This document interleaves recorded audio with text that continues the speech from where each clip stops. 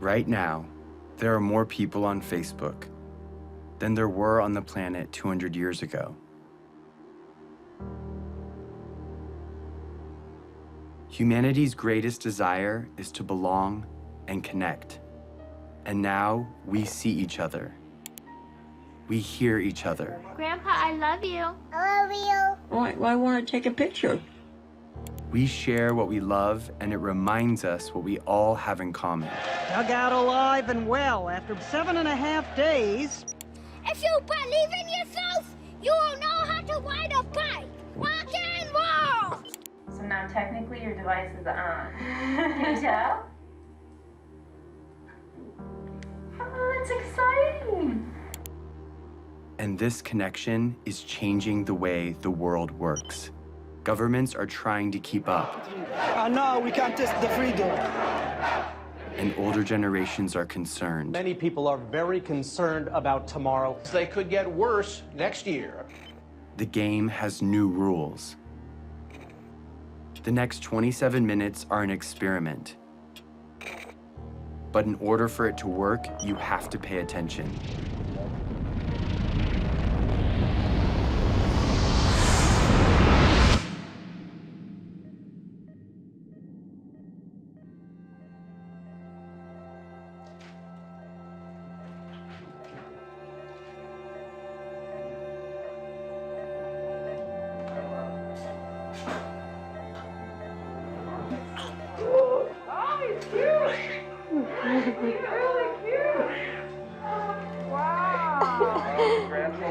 I can hear him. Every single person in the world started this way. He didn't choose where or when he was born. Yeah, he does. But because he's here, he matters. Yeah, we've been waiting for you. You made it. My name is Jason Russell, and this is my son, Gavin.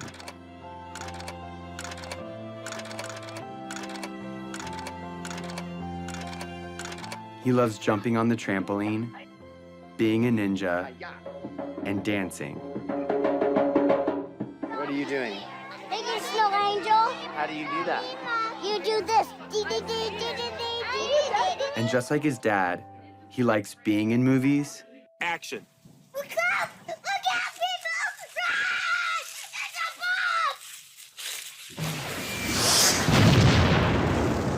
bomb! And making movies. Daddy, watch this. I think you got the video. But he was born into a pretty complicated world.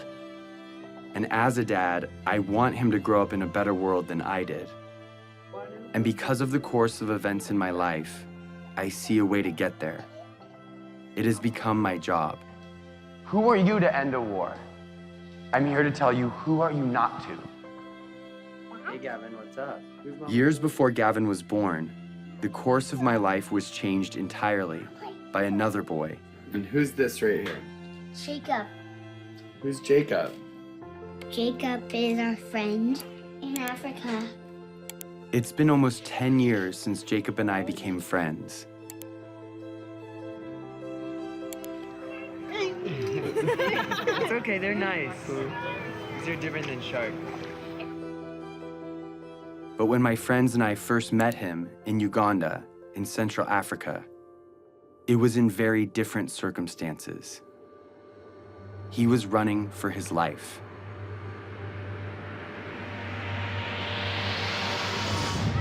You go to school here. Yes, Yes, that's how you know English so well. I know. Yeah. How many nights have you stayed here? Hello. You are making our work very, very difficult. You stop that now. The night I first met Jacob, he told me what he and other children in northern Uganda were living through. We worried the rebel when they raise us again, then they will kill us. My brother tried to escape. Then they kill using panga. They cut his neck. Did you see it? I saw.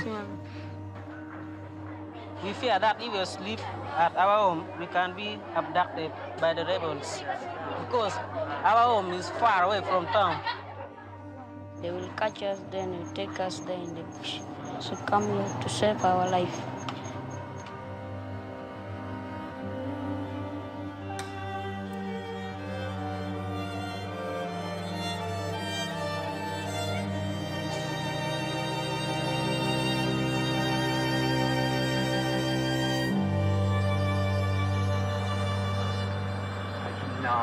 This is You cannot believe it. This has been going on for years. If that happened one night in America, it'd be on the cover of Newsweek. What is it that you want to be when you grow up?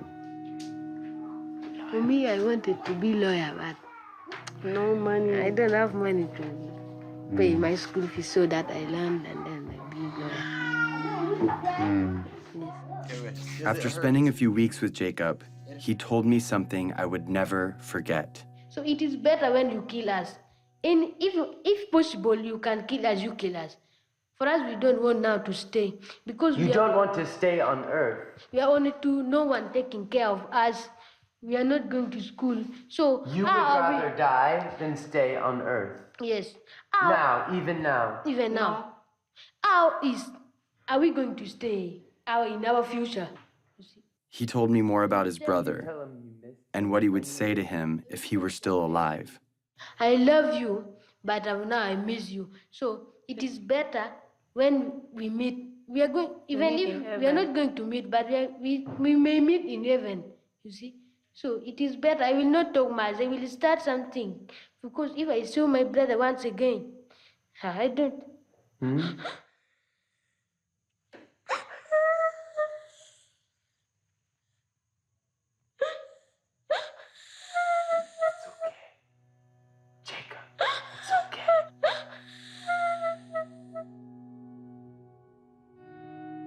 Everything in my heart told me to do something. And so I made him a promise. And we are also going to do everything that we can to stop them. Yes. Do you hear my words? Yes. You know what I mean? Yes. Yes. We're going to stop them. We're going to stop them. I made that promise to Jacob, not knowing what it would mean. But now I do. Over the past 9 years, I have fought to fulfill it. And the fight has led me here, to this movie you're watching. Because that promise is not just about Jacob or me. It's also about you. And this year, 2012, is the year that we can finally fulfill it. And if we succeed, we change the course of human history. But time is running out. To level with you, this movie expires on December 31st, 2012. And its only purpose is to stop the rebel group, the LRA, and their leader, Joseph Kony. And I'm about to tell you exactly how we're going to do it.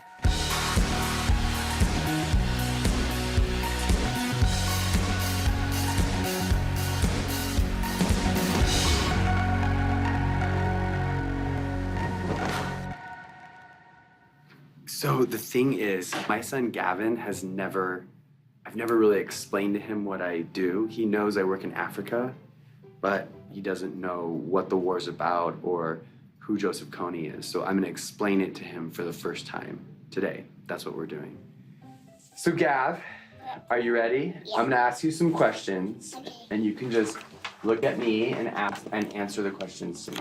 I'm kind of nervous. What do I do for a job? I stop the bad guys from being mean. Who are the bad guys? Do you know where Star Wars people. Star Wars people? Yeah. Those are the bad guys? Yeah. Can I tell you the bad guy's name? Yeah.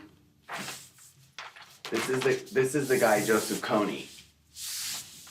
He's the bad guy? Yeah. Who's this? Jacob. Joseph Kony, he has an army, okay? And what he does is he takes children from their parents and he gives them a gun to shoot, and he makes them shoot and kill other people. But they're not going to do what he says because they're nice guys, right? Yeah, they don't want to do what he says, but he forces them to do bad things. What do you think about that? Sad. I couldn't explain to Gavin the details of what Joseph Kony really does. Because the truth is, Kony abducts kids just like Gavin.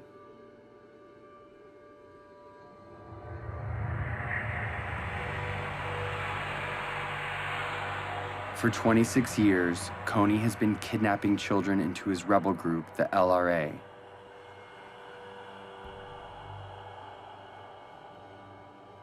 Turning the girls into sex slaves.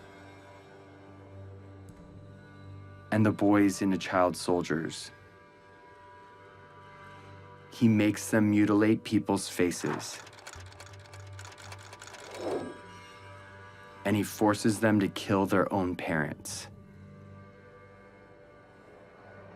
And this is not just a few children.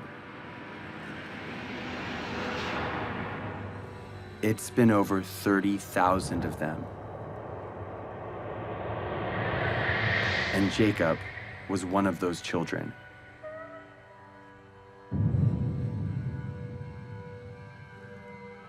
As if Kony's crimes aren't bad enough, he is not fighting for any cause, but only to maintain his power. He is not supported by anyone, and he has repeatedly used peace talks to rearm and murder again and again. Kony, different times, proposed peace and then just regain strength and attack. This is the head prosecutor for the International Criminal Court. In 2002, when the court was started, their job was to find and demand the arrest of the world's worst criminals. Although there are a lot of warlords, murderers, and dictators in the world, the perversity of Kony's crimes made him first on the court's list. Kony is the first guy indicted by the ICC. But the crimes basically are these: crimes against humanity and war crimes committed against the civilian population, including murder, sexual slavery, rapes, abductions. We need to plan how to arrest Kony. Start to plan and start to be serious. In fact, the only way to stop Kony is showing him, guy, we're going to arrest you. What do you think we should do about it? We should stop him. The criminal here is Kony. Stop him, and then solve all the problems. We should stop who? Him. It's obvious that Kony should be stopped. The problem is 99% of the planet doesn't know who he is. If they knew, Kony would have been stopped long ago. Let the world, let the international community take justice to him there. Follow him wherever he is. First, to rescue our children. And secondly, to deliver the justice. We are determined to cooperate with any friend of Uganda to ensure that this mindless killing and slaughter is ended. When my friends and I came home from Uganda, we thought that if the government knew, they would do something to stop him. But everyone in Washington we talked to said there is no way the United States will ever get involved in a conflict where our national security or financial interests aren't at stake. No administration, Republican, Democrat, Obama, Bush, Clinton, doesn't matter, would do enough because it's simply not an important enough issue on the radar screen of American foreign policy. Since the government said it was impossible, we didn't know what else to do, but tell everyone we could about Jacob and the invisible children. Let's show this movie to as many people as possible in such a way that we can't be ignored. And when we did, people were shocked, and their awareness turned into action. We started something, a community. I have friends that have been living in this conflict their entire life. Fight for that, because that is what is going to change this world, and that is what defines us. We got creative, and we got loud. It's not over! It's not over! And as the LRA began to move into other countries, Jacob and other Ugandans came to the US to speak on behalf of all people suffering because of Kony. Even though Uganda was relatively safe, they felt compelled to tell the world that Kony was still out there and had to be stopped. I'm here so proud advocating for the people who are back at home. And this change we're going to make is going to last forever. We built a community around the idea that where you live shouldn't determine whether you live. We were committed to stop Kony and rebuild what he had destroyed. And because we couldn't wait for institutions or governments to step in, we did it ourselves, with our time, talent, and money. So we rebuilt schools. The best you can offer a child is by letting them be independent, and that was providing education. We created jobs. I have seen the lives of those who have been hopeless. Now they have hope. And we built an early warning radio network on the front line of the war to protect villages from rebel attacks.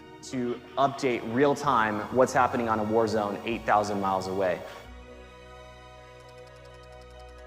All of this was funded by an army of young people who put their money toward their belief in the value of all human life. They gave a few dollars a month of what little they had to a program called Try, and proved that a bunch of littles could make a big difference. And as a result, the unseen became visible.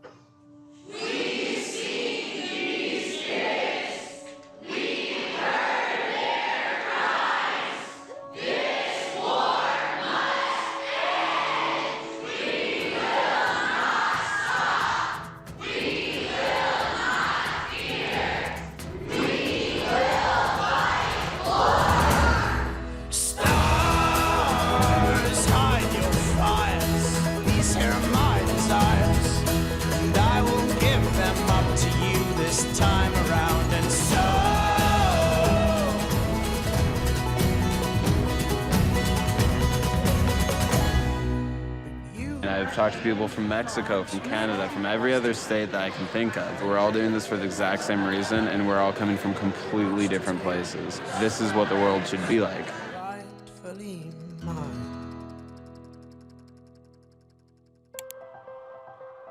So with hundreds of thousands of people with us, we went back to Washington, D.C., and we met with congressmen and senators, one by one, on both sides, Republicans, Democrats, and they all agreed with us.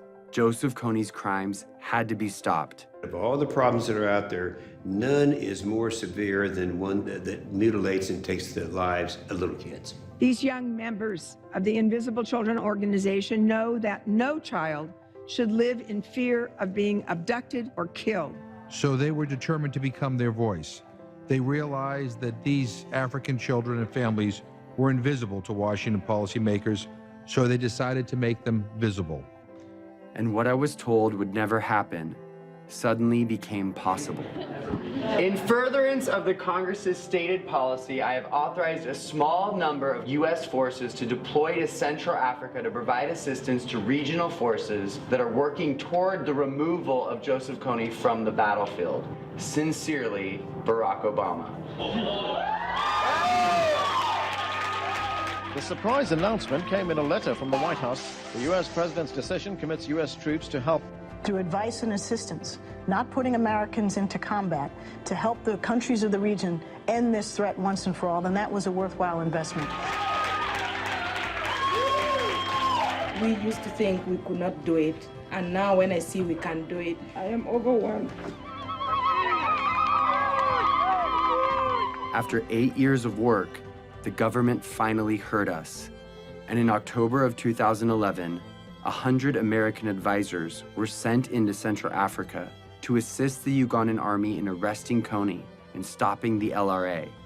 It was the first time in history that the United States took that kind of action because the people demanded it. Not for self-defense, but because it was right.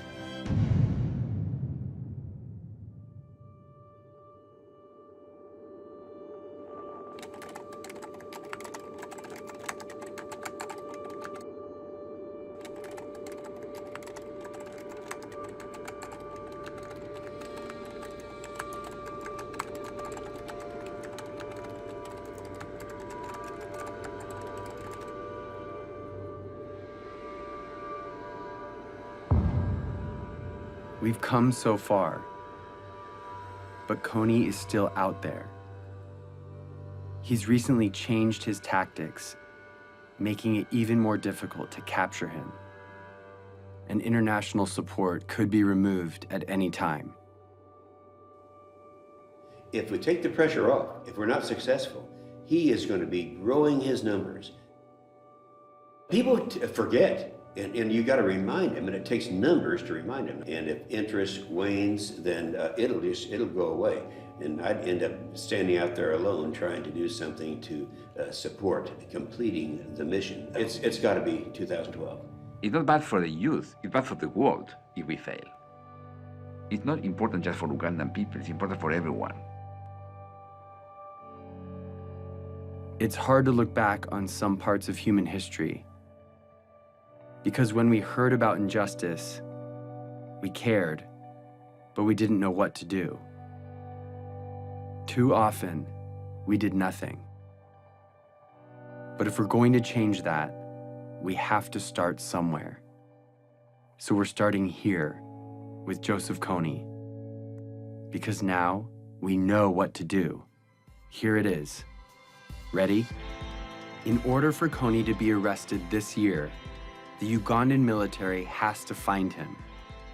In order to find him, they need the technology and training to track him in the vast jungle. That's where the American advisors come in. But in order for the American advisors to be there, the US government has to deploy them. They've done that, but if the government doesn't believe the people care about arresting Kony, the mission will be canceled. In order for the people to care, they have to know, and they will only know if Kony's name is everywhere.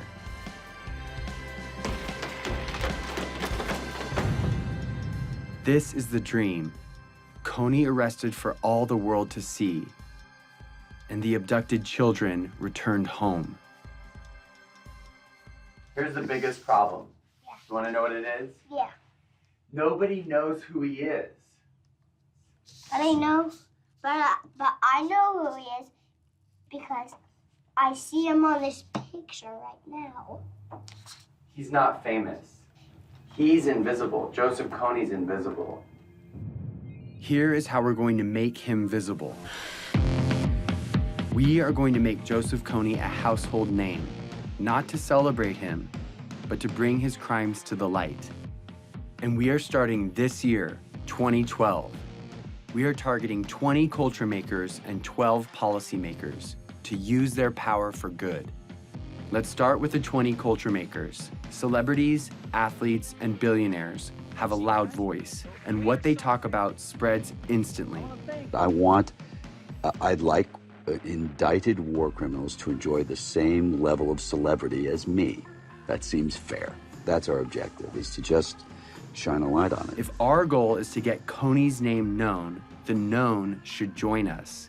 We are targeting 20 of the most diverse and influential culture makers to speak out about Kony and make him famous. Oprah, Mark Zuckerberg, Ryan Seacrest, Bono. Then we're going after policymakers, the ones that have the authority to see Kony captured. They decide if the advisors stay or leave. So we need to remind them that in this election year of fighting and name-calling, no matter what side you're on, this is something we can all agree on. If a senator or congressman notices 25 phone calls on any issue, on any given day, it is noted. When citizens, by the hundreds of thousands, start demanding that our government do something, suddenly it becomes in the national interest of the United States government to respond to this problem. We've identified the 12 policymakers that could change the game regarding Kony, so we're targeting them. On our website, we've made it easy to write them directly, call them, meet with them, and get their attention. If my son were kidnapped and forced to kill, it would be all over the news. So we are making Kony world news by redefining the propaganda we see all day, every day, that dictates who and what we pay attention to. A lot of people feel powerless to communicate their ideas. They think that, okay, you know, I'm not a corporation, I don't own my own magazine or news station, I just don't have any say. But seeing what I've done, I think it's empowered a lot of people to realize that one individual can make an impact. And I actually want to demystify and say, here are these really simple tools. Go out and rock it. And that's just what we intend to do. Our goal is to change the conversation of our culture and get people to ask, who is Joseph Kony? We have printed hundreds of thousands of posters, stickers, yard signs, and flyers that are right now, today, being put up in major cities all over the world. We have thousands of Kony 2012 bracelets that we want everyone to wear, this year only. Each bracelet has a unique ID number.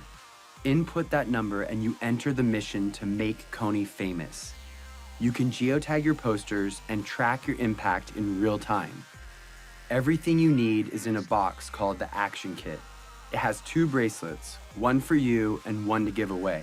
And if you want to help fund our life-saving programs, donate a few dollars a month through Try, and you can have the Action Kit for free. Start making Kony famous today. But all of these efforts will culminate on one day, April 20th, when we cover the night.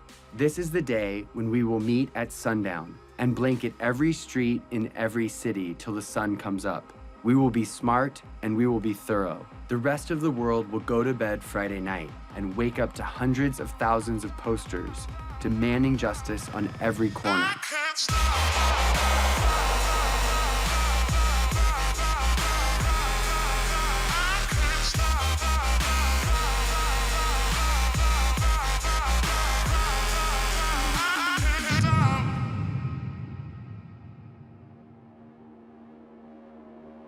It's always been that the decisions made by the few, with the money and the power, dictated the priorities of their government and the stories in the media.